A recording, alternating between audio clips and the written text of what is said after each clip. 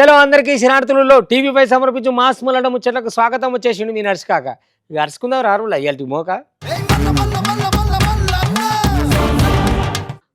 చూసినారులా కూటమి సర్కారు వచ్చినాక విశాఖపట్నం దశ తిరిగింది అనుకోవాలనుకో రాదురి వామ్మో వామ్మో విశాఖపట్నాన్ని ఎట్లా అభివృద్ధి చేయాలి ఏం కథ అనే దాని మీదకి వెళ్ళి కూటమి సర్కారు ఇప్పటికే చాలా కసరత్తులు చేసింది. ఎందుకనంటే ఇదివరకు అమ్మ గాలిపంక పాచుంటే ఎట్లుండే గత్తర గత్తర గాయ ఉంటుండే కదా.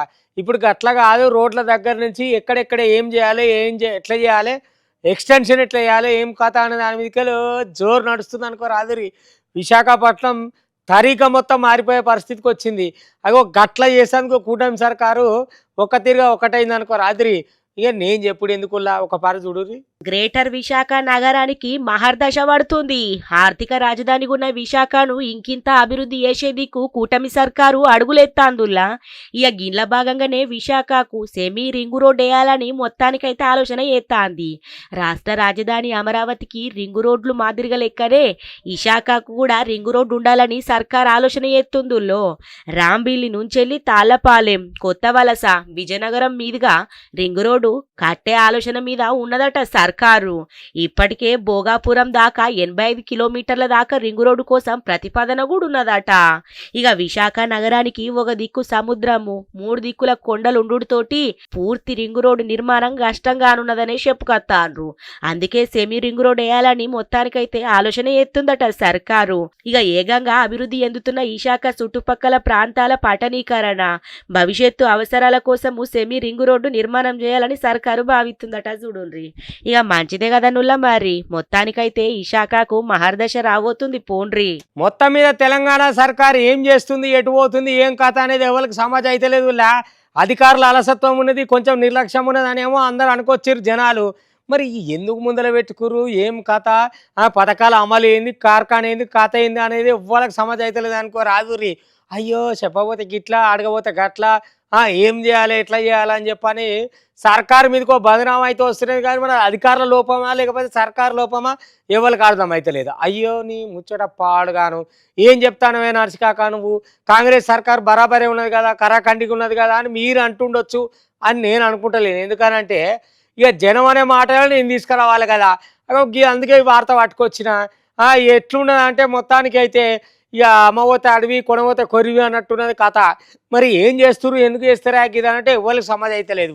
ఇక చూడరు కథ ఎట్లున్నదో. తెలంగాణ సర్కారు మంచి నిర్ణయాలు తీసుకుంటున్నా గాని ఇక వీటిని అమలు చేసుట్లా అధికారులు మస్తుగా లేటి ఎత్తున్నారనే విమర్శలు భగ్గత్తున్నాయి. ఇప్పటికే అధికారులకు సకమైన ప్రణాళికలు లేకపోవడంతోటి సర్కారుకు ఇబ్బందులు వస్తున్నాయి. ఇక అందుకు ఒక ఉదాహరణ రాజీవ్ యువ కిరణం స్కీమ్ అనే చెప్పుకరావాలనుల్లా. ఇక ఈ స్కీమును జూన్ 2 నుంచి వెళ్ళి అమలు చేయాలని సీఎం రేవంత్ రెడ్డి సారు చెప్పుకొచ్చే. మరి ఇప్పటికే దరఖాస్తులు తీసుకొని కూడా నెలొద్దులు పూర్తయితాంది. అయినా లబ్ధిదారుల ఎంపిక ముచ్చట్ల ఇంకా ముందట్కే నడలే ముచ్చట. ఈ స్కీమ్ తోటి దాదాపు 17 లక్షల మంది దరఖాస్తులు చేసుకున్నారు. గిన్లా ముందుగాల 4 లక్షల మందికి స్కీమ్ ఇవ్వాలని సర్కార్ అయితే ఆలోచన చేసుకున్నది. మరి ఏం చేస్తారో గాని పనులు మాత్రం వెళ్ళగానే ఉన్నాయోలా. 5 లక్షల మంది దాదాపు లబ్ధిదారులకి ఉపయోగపడేటట్టుగా 6,000 కోట్ల రూపాయలతో 6,000 crores ఈ అన్ఎంప్లాయిడ్ యూత్ కోసం రాజీవ్ యువ వికాసం. ఇక సర్కారు ఆలోచన మంచిగానే ఉన్నా దరఖాస్తులు ఆన్లైన్లో ఎంట్రీ చేస్తుట్లా అధికారుల నిర్లక్ష్యం జోరుగున్నదనే చెప్పుకొత్తాండ్రు. దీంతో కేటగిరీల ఎంపికల స్పష్టత కరువైపాయే. మండల స్థాయి, మున్సిపల్ స్థాయిలా ఇంకా కేటగిరీల మీద క్లారిటీ రాలేదట. అధికారులకు ముందస్తు ప్రణాళికలు లేకపోవడంతోటి ఈ పథకాల అమల్లా ఇబ్బందులు ఎదురవుతున్నాయనే చెప్పుకరావాలి. మరి ఏమయ్యా కేతిరెడ్డి పొద్దుగాల పోయి జనాన్ని కలిసిన పెద్ద బిల్డప్ ఇచ్చిన అది దాంట్లో కదా. ఇప్పుడు మరి ఇదేం చక్కదనము, కేతిరెడ్డి పాతిపెట్టు అన్నట్టు నీ లొల్లి పాడుగాను కదను.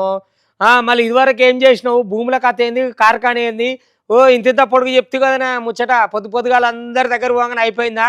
మరి భూముల కథ ఏంది, కార్ఖాన ఏంది, కబ్జా పెట్టిన కాడికి కథ ఏంది, ఇవన్నీ తేలాలి కదా. గదే ముచ్చట మీదకి వెళ్ళి జనాలు ఇప్పుడు మాట్లాడుకుంటారు. కానీ జాడలేడు పత్తలేడు. ఏడికి పోతున్నావు, ఏం చేస్తున్నావు, ఇదివరకు ఎంత పొడుగు మాట్లాడినావు కదనే. మరి ఇప్పుడు ఏమైనా ఈగరం ఇప్పుడు లేదా, ఇప్పుడు వచ్చి మాట్లాడవా? అట్లుండదు కథ. ఇదివరకు అధికారంలో ఉన్నప్పుడే మాట్లాడతాం, లేనప్పుడు మేమెందుకు మాట్లాడతాం అన్నట్టు జాడలేడు పత్తలేడు. మరి ఆయనతో దానికో ఇగరంగా లిత్తు పగిలిపాయి వస్తా అని మరి గీదానికి ఎందుకో కథ. ఇక చూడు కేతిరెడ్డి ముచ్చట ఎట్లున్నదో. అధికారంలో ఉన్నప్పుడు ఏడినరుల పంకపాటోళ్ళు ఒక్కలంటే ఒక్కలు ఇన్నరా మీద జగ్గుల నుంచి కింద కార్యకర్తల దాకా ఓ ఊగిపోయినరనే చెప్పాలా. మాజీ ఎమ్మెల్యే కేతిరెడ్డి మీనా ఇక తాడిపత్రి మున్సిపాలు చైర్మన్ జేసీ ప్రభాకర్ రెడ్డి దండిగా మాట్లాడుకొచ్చిండు చూడుండ్రి. ఇక 5 ఏళ్లు అధికారం అడ్డం పెట్టుకొని సర్కారు భూములు కబ్జా చేసినావు కేతిరెడ్డి. సోలార్ ఫ్యాక్టరీకి రైతులు ఇచ్చిన భూములను బలవంతంగా గుంజుకున్నావు. ఇక గతంలో నీ భూమిలో అడుగు పెడితే నన్ను ఊరంతా తిప్పుకుంటే చెప్పుతోటి కొడతా అంటివి. ఇక ఇప్పుడు నిన్నే చెప్పుతోటి కొట్టాలి. ఇప్పుడు నీ భూమిలా నా వాళ్ళు అడుగు పెట్టి ఇక నీ భూమి ఫెన్సింగ్ ను కూడా వీకిండ్రు. ఇప్పుడు చేతనైతే వచ్చి నన్ను చెప్పుతోని కొట్టు అని చెప్పి చెంప మీద వాతలు పెట్టినంత పని చేసిండు చూడుండ్రి. దగ్గర 240 ఎకరాలు చేసినావు.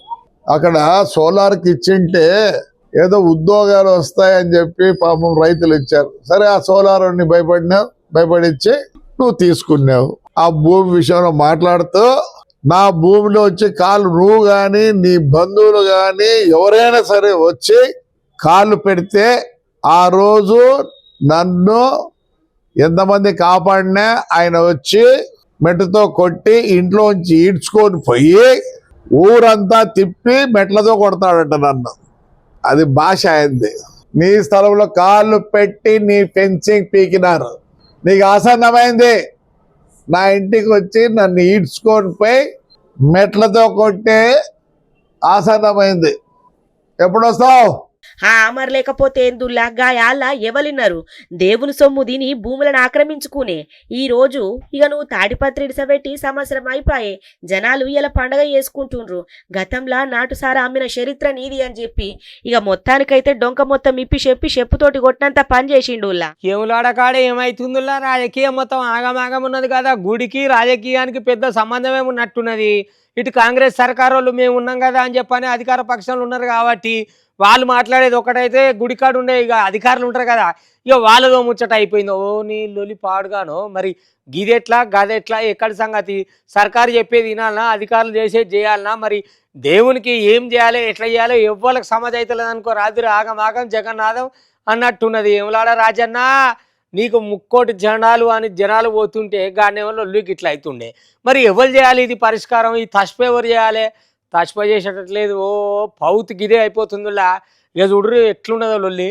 అయ్యో ఏమ్లాడ రాజన్న కాడ ఎక్కడ లేని రాందాచి పడ్డదులా. దక్షిణ కాశీగా పేరు పొందిన ఏమ్లాడ రాజన్న కాడ గుడి అభివృద్ధి మీద రాజకీయం రాజుకుంటుంది. అభివృద్ధి పనుల ముచ్చట్ల అధికార పార్టీ ఆలయ పరిరక్షణ సమితి నడుమ పెద్ద ఆరే అవుతుంది చూడుండ్రి. ఇక అభివృద్ధి పేరుతోటి గుడిని మూసేయకుండ్రని ఆలయ పరిరక్షణ సమితి మొత్తానికైతే దండిగా డిమాండ్ చేసుకొస్తుందిలా. రాజన్న ఆలయ పరిరక్షణ సమితి అని చెప్పి ఒక కార్యాచరణ పెట్టుకొని మరి రాజన్న ఆలయానికి మేము అభివృద్ధికి అడ్డం కాదు, అభివృద్ధి చేయమంటున్నాం, కానీ దర్శనాలు నిలిపేస్తారని చెప్పి చెప్పడం జరుగుతుంది. కాబట్టి దీనికి మేము వ్యతిరేకమని చెప్పి తెలియజేస్తున్నాము. ఇక ఇదంతా ఇట్లుంటే అభివృద్ధికి అడ్డుపడకుండాని అధికార పార్టీ ఆదించుకుంటది ఇసుకత్తాంది. ఇక ఈ ముచ్చట మీదకెళ్ళి ఆలయ పరిరక్షణ సమితి ఇక ఎములాడ బంద్కు పిలుపునిచ్చుడు, పోటీగా కాంగ్రెస్ కరపత్రాలు వంచుడు ఎములాడ రాజకీయాన్ని ఏడెక్కించిందనే చెప్పాలా. ఎములాడ రాజన్న గుడి విస్తరణ అభివృద్ధి పనుల మీద నీళ్లు నీడలుగా అమ్ముకున్నాయి. భవిష్యత్ అవసరాలకు తగ్గట్లుగా గుడిని విస్తరించి అన్ని హంగులతోటి అభివృద్ధి చేయాలని సర్కారు నిర్ణయించుకున్నది. ఇందుకోసం 76 కోట్లు కూడా ఇచ్చింది. మరి ఈ దేవాలయ అభివృద్ధి అయితే బీసీ బిడ్డకు పేరత్తది. బీసీ నాయకునిపై అగ్రవర్ణాల ఆధిపత్య పోరు మరి దాని మీద జీర్ణించుకోలేక ఈ దేవాలయం అడ్డుకుంటుండ్రు. ముఖ్యమంత్రి ఉన్నప్పుడు కేసీఆర్ ఈ దేవాలయానికి 100 కోట్లు ఇస్తా, ఈ దేవాలయం పూర్తి స్థాయిలో గొప్పగా చేస్తా అని చెప్పి అన్నప్పుడు మరి ఈ నాయకులకు ఏమైంది? అప్పుడు ఎందుకు ధర్నా చేయాలి? అప్పుడు ఎందుకు బంధుకు పిలిపియాలి? ఇది కేవలం ఆధిపత్య పోరుతోనే బంధువులు పిలిపిస్తున్నారు. ఇక సీఎం రేవంత్ రెడ్డి చేతుల మీదుగా 5 నెలల కిందటనే పనులకు శ్రీకారం సుత చుట్టిండ్రులో. వచ్చే జూన్ 15 నాటికి పనులు పూర్తి స్థాయిలో చేపట్టాలని ఇక మొత్తానికైతే నిర్ణయించుకున్నారు. ఇక రాజన్న గుళ్ళే నిత్య పూజలు చేసుకుంటేనే భక్తులకు దర్శనాలు మాత్రము భీమన్న గుళ్ళ కల్పియాలని చెప్పుకొచ్చిర్రులా. అందుకు శృంగేరి పీఠాధిపతులు అనుమతి తీసుకుని పనులు చేపట్టేందుకు కార్యాచరణ రూపొందించిండ్రు. ఇక గుడి అభివృద్ధి పేరుతోటి జూన్ 15 దాకా రాజన్న గుడి మూసేస్తారనే ప్రచారం జోరందుకుంది. దాదాపు 15 రోజుల క్రితం ఆ ప్రిన్సిపల్ సెక్రటరీ గారు, కమిషనర్ గారు, ఇక్కడ చీఫ్ విప్ గారు ఒక క్లియర్గా చెప్పారు పేపర్కు, జూన్ 15 నుంచి మేము పనులు ప్రారంభిస్తాం, మొదలు పెడతాం అనేది. దాదాపు ఈ ప్రభుత్వం దగ్గర నిధులు ఏమైనా సాక్షాత్ ముఖ్యమంత్రి చెప్పినప్పుడు ఏ రకంగా పనులు చేస్తారో దానికి ఎక్కడ కూడా జవాబు లేదు. మరి దేవాలయం 2 సంవత్సరాలు 3 సంవత్సరాలకి బంద్ చేసినట్టయితే ఏ రకంగా ఇక్కడ ఉన్న దాదాపు 10,000 కుటుంబాలు దేవాలయం పోతున్నాయి, ఏ రకంగా పోతాయి? దానికి సమాధానం లేదు. ఇక గుడిని మూసేస్తే భక్తుల రద్దీ మొత్తం తగ్గి అక్కడ ఉన్న వ్యాపారుల ఉపాధి కోల్పోయే అవకాశం ఉండుతోటి గుడిని మూసేయకూరని డిమాండ్ అయితే ఇక దండిగానే వస్తున్నది మీదికి. ఎములాడ వర్తక వ్యాపారులు, అన్ని కుల సంఘాలు రాజకీయకు అతీతంగా ఆలయ పరిరక్షణ సమితి ఏర్పడి గుడిని మూసేయద్దని చెప్పి డిమాండ్ ఎత్తుండ్రు గమాండిగా. ఇక బంద్కు బీజేపీ నాయకులు సంఘీభావం ప్రకటించి ప్రత్యక్షంగా బంద్లో పాల్గొన్నారు. ఆగో కమలం పార్టీ మాజీ ఎమ్మెల్యేలు కూడా కస్తుని ఎగురుతున్నారు అనుకో రాదు. బీఆర్ఎస్ఆ కాంగ్రెసా మీ కథలేని మీ కార్ఖానేందని మొత్తానికి లెక్క తెలియకపోయినా నాయన మామూలుగా అరుచుకుంటలేరు అనుకో రాదురి. ఇక అందుకే పైన ప్రధాని మోడీ ఉండే, ఇక ఇటో అటో ఇక కింద మొత్తం బీజేపీ మా కథ మా కార్ఖాన అనుకునే పరిస్థితి ఉండే. కాబట్టి మాజీ ఎమ్మెల్యేలు కూడా మస్తుగా ఎగరల పడుతున్నారు అనుకో రాదురి. ఇగో ఈ మాజీ ఎమ్మెల్యే చూడుర్రి, ఓ అమ్మ మామూలుగా అడుగుతలేడులా. ఏందివా మీ బీఆర్ఎస్ వాళ్ళు ఏంది, మీ కాంగ్రెస్ వాళ్ళు ఏంది, మీ కథ ఏంది, మీ కార్ఖాన ఏంది, మీకు తరీఖు ఉన్నదా, మీకు హఫ్తా ఉన్నదా, అవకాత్ ఉన్నదా, ఏం చేస్తురు ఎట్లా చేస్తురు అని ఆయన మాట్లాడే మాటలకైతే ఓ కత్త ఎట్లున్నది చూడురిగా. హాగోనే భలే మాటలు మాట్లాడుకొచ్చిండు కదా నువ్వు బీజేపీ మాజీ ఎమ్మెల్యే ఎన్వీఎస్ఎస్ ప్రభాకరు. ఇక జల్దిన్నే బీఆర్ఎస్ కాంగ్రెస్ లా ఈలీనం కాబోతున్నది. నా మాట నువ్వద్దుగానే అని చెప్పి జోస్యమే చెప్పుకొచ్చిండు పోన్రి. గతంలా కేసీఆర్ సోనియాకు మాటిచ్చిన ముచ్చట ఆయన గుర్తు చేసిండు. జూన్ 2వ తారీఖు లేకపోతే డిసెంబర్ 9 ఇక ఎప్పుడైనా కాంగ్రెస్ లా బీఆర్ఎస్ ఈలీనం అవ్వుడు ఖాయమని చెప్పి గొట్టు మాటలు మాట్లాడుకొచ్చిండు. ఇక కావాలంటే ఇందాం పాండ్రుల్లో. గతంలో కేసీఆర్ సోనియా అమ్మకి మాట ఇచ్చాడని, సోనియా అమ్మ ఈయనకి మాట ఇచ్చినట్టు అంటే జరిగిందని చెప్పుకుంటూ వచ్చారు. 10 సంవత్సరాల బీఆర్ఎస్ పాలన పూర్తయిపోయింది. ఇప్పుడు కాంగ్రెస్ పాలన మొదలై 15 నెలలు దాటింది. ఒక్కొక్క సంఘటన, ఒక్కొక్క కుట్ర, ఒక్కొక్క కుతంత్రం, ఒక్కొక్క కుంభకోణం బయటకు వస్తూ ఆ విచారణ సంఘాలు అడుగులు ముందుకేస్తూ ఉంటే అక్కడి నుంచి ఏం చేయాలి అన్నటువంటి ఒక వ్యవహారంలో భాగంగానే డీల్ కుదిరింది, రాజీ జరిగింది. జూన్ 2 తర్వాత కానీ డిసెంబర్ 9 తర్వాత కానీ, నేను డేట్లు కూడా ప్రస్తావిస్తున్నా, ఖచ్చితంగా విలీనం తథ్యం, ఖచ్చితంగా ముఖ్యమంత్రి మారటం తథ్యం. ఇది జరగబోయేటువంటి ఒక అంశం. దీనికి ఇప్పటికే ఈ యొక్క అంశంలో భాగంగా కవితకి కావాల్సిన న్యాయ సలహా అందిస్తున్నటువంటి అతిపెద్ద కాంగ్రెస్ పార్టీ అడ్వకేటుని ఏ రకంగా వీరు చట్టసభలో కూర్చోబెట్టారో కూడా మనం చూసాం. హగ్గు ఇన్న రావుల్లా ఎట్లా మాట్లాడుకత్తాండో. ఇక మొత్తానికైతే దండి మాటలే మాట్లాడిండు కదా. కేటీఆర్ నాయకత్వంలో పనిచేస్తా అని చెప్పి హరీష్ రావు ఎందుకు ప్రకటించిండ్రని ప్రశ్నించుకొచ్చిండులా. ఇక మొత్తానికైతే ఈ జూన్ 2వ తారీఖన్నా లేకపోతే 9వ తారీఖు అయినాకటన్నా ఇక కాంగ్రెస్ లో బీఆర్ఎస్ విలీనమవుడు తథ్యము, నా మాట నువ్వదిగానే పక్కా చెప్పుకొస్తున్నా, కరాఖండిగా చెప్పుకొస్తున్నా అని ఇక మొత్తానికైతే సూటిగానే మాట్లాడుకొచ్చిండు ఈ మాట. ఈ దొంగలు పాడైపోయి ఇవాళ రేపట్లో ఎక్కడ దొంగతనాలు, ఏం కథ, ఏమిటి చేస్తురు, ఎవరిని అడుగుతురు, ఏం కథ ఏం తెలుసలేదు. మొత్తాన్ని మీదకైతే పుణ్యానికి బతుకుదాం అనుకున్న దాని మీదకి వెళ్ళి ప్లాన్ వేసుకుంటారు. ఇక ఇండ్లలో ఎవరున్నారు ఎవరు లేరు, ఏం కథ, ఎట్లా పోవాలి, ఏం సంగతి అని చూస్తురు, ఇండ్ల మీద వాడుతురు. సీసీ కెమెరాల నుండి ఫాయిదా లేదు, ఈ పోలీసు వాళ్ళు ఉండి ఇంకా ఫాయిదా లేదు అనుకో రాదురి. ఇక వాళ్ళనంటే మటుకు ఏం వస్తుంది చెప్పురి. ఇప్పుడు దొంగలు ఏడబడతారో ఎట్లా పడతారో ఏం కథ అనేది వాళ్ళకి మాత్రం ఏం తెలుసు. ఏడబడుతురో ఎట్లా పడుతురో ఎప్పుడు పడుతురో ఎవరికి తెలియని కథ అయిపోయాయి. ఆగమాగం జగన్నాథ్ ఇక చూడురే ఓ దొంగతనం పాడైపోను. వీళ్ళకు ఎండాకాలం లేదు, వానకాలం లేదు, ఎప్పుడు పడితే అప్పుడు సకాలంలో దొంగతనం చేసుడే వాళ్ళ కాలం అన్నట్టు. అగో అంత ఆగమికి మొత్తం మీద అయితే యో గీడ చూడురులా అయ్యో చెప్పేటట్టే లేదు. ఎంత ముంచిరు ఏం కథ ఎదుడు ఆగము. తాళమున్న ఇల్లు గలబడితే చాలు ఇల్లు మొత్తం గుల్ల చేసుడే పనిగా పెట్టుకొని ఏడికాడ దోసుకుంటుండ్రటనులా. ఇగో గీ మెదక్ జిల్లా వెల్దుర్తి మండలము ఉప్పులింగాపూర్లా దొంగలు ఆగమాగం చేసి తాళమున్న ఇండ్లని టార్గెట్ పెట్టుకొని ఇండ్ల మొత్తం దోసుకొని పోయిండ్రు. ఇక ఇంటికి తాళం ఉంటే తాళాలు వలగొట్టి అందులో ఉన్న పైకము ఎండి బంగారం మొత్తం దొంగతనం చేస్తాన్రటనుల్లా. ఇక తాళం వేసిన 2 ఇండ్ల మీద దాడి చేసిండ్రట గిక్కడ. ఇక ఒక ఆమె పేరు మంజులనట, ఇంకొక ఆమె పేరు కిష్టమ్మనాట. ఇక ఇద్దరు కలిసి మరి తాళం వేసుకొని ఎటుపోయినరో ఏమోనుల్లా. ఇగో గీ మంజులనట ఆమె ఇంట్లో 30,000 రూపాయలట, 25 తులాల ఎండట. ఇంకొక ఆమె ఇంట్లోనేమో ఇక పైసలు ఎండి ఇట్లనే ఎత్తుకొని పోయినరటనుల్లా.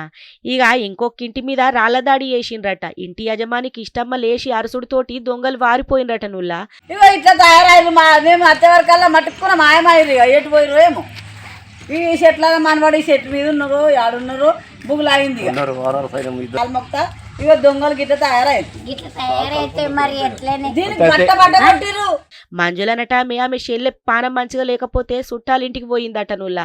ఇంకేమున్నది అచ్చటాల కంటే మొత్తం గుల్ల చేసిండ్రు. నేను దొరపల్లికి పోయినా మా అమ్మ వాళ్ళ ఇంటికి 4-5 రోజులు అయిపోయి మా చెల్లె హెల్త్ బాగాలేదు.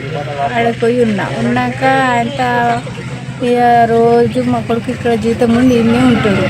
ఇక ఈ రాత్రి ఒక రోజు రా బిడ్డ అంటే వచ్చింది. వచ్చే వరకల్లా మేము పొద్దుగాల చూసే వరకల్లా ఇక దర్వాలలో కొళ్ళు ఉన్నాయి, ఇంత ఎండుండే పోయింది, పైసలు ఉండే పోయినాయి. పైసలు 35,000 35,000 తెచ్చి పెట్టిండంట మా కొడుకే. ఎండేమో 25 తులాలు ఎండి. ఇక పోలీసు వాళ్ళకు ముచ్చట చెప్పటాల కంటే పోయి ఎంకులాడుతున్నారు. జర పైలముల్లో ఇయ్యాల రేపట్ల ఎవ్వలి నమ్మచేటట్టు లేదు. ఎంత గట్టిగా తాళాలేసుకున్నా పోయే బంగారము ఎండి పైకం మొత్తం పోతాంది. ఇక ఎటు పోకుంటుందమంటే నడదాయి. ఇక ఇట్లనే పోతేనేమో గిట్ట దొంగతనాలాయి. ఏం చేసుడో అర్థం కాక అట్లా కుట్లం అవుతుండ్రు పబ్లిక్. ఇక దొంగతనాలు చేసిన వాళ్ళని పట్టుకొని తగిన శిక్ష వేసి మాకు న్యాయం చేయాలని కోరుతున్నారు బాధితులు. ఇంకా గివన్నట్టు ఇవాళ TV5 సమర్పించే మాస్ మల్లన ముచ్చట్లు చూస్తూనే ఉండరు. మళ్ళీ రేపు ఇదివరదాకా మీ TV5 ఇంకుంటా.